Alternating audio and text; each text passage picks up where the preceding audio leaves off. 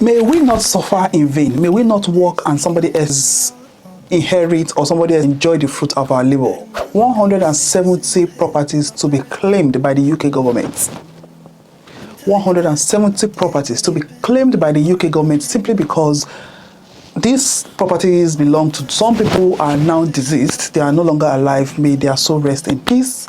The most annoying part is most of these properties belong to Africans and the majority of it belong to Nigerians. I know you will agree with me that we Nigerians, we're hardworking, we are go-getters, we set goals, we set expectations. The moment we leave the shore of our country, we want to work hard, work hard, work hard, work hard. Now, 170 properties are now in the care of the government because this property has not been claimed. Because once they passed, they couldn't trace the family, they couldn't trace friends, there's no next of kin, and most importantly, there's no will.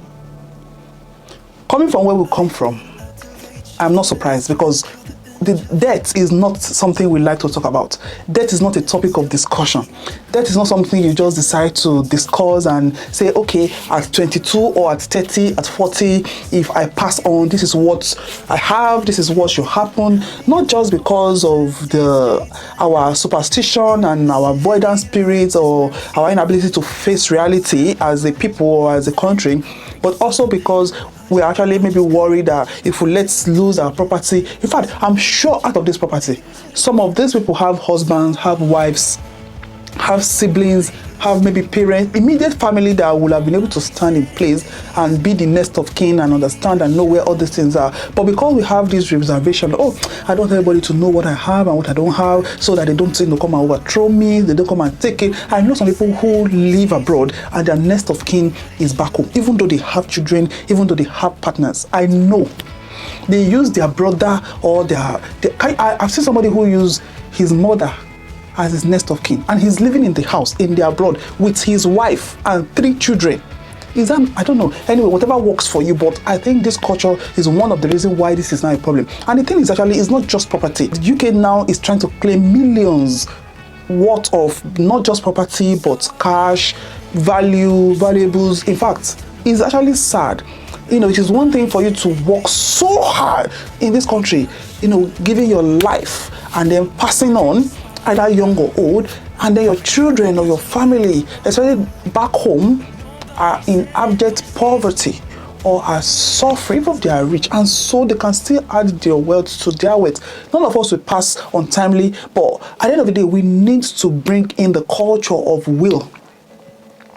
Living abroad and working in the type of specialty I've worked in helped me to understand that will, next of kin, power of attorney, they are very, very important, and they are very different things.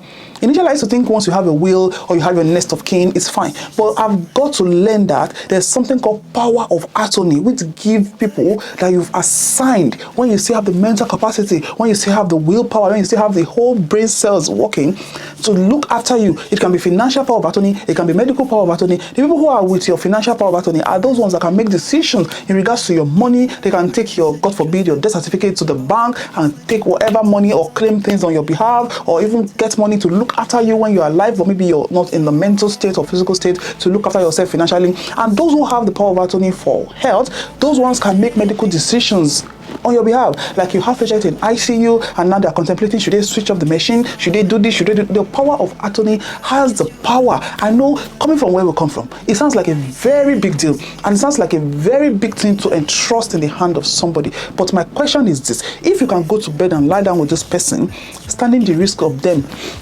during the night, but you're not afraid, you're not scared that they will do that to you, why can't you entrust your life in them? Especially if you've labored together, you've worked for this money. It's not better that your wife or your husband or your children inherit your property than for the UK government to just come and claim money that they did not work for after you've paid all the tax, you've worked all the work, It is a big problem in our community, and it's really sad. It is sad, it is unfortunate. Hundreds of unclaimed properties have been revealed, and most especially because it concerns Nigeria. Why is that Nigeria is always at the top of everything?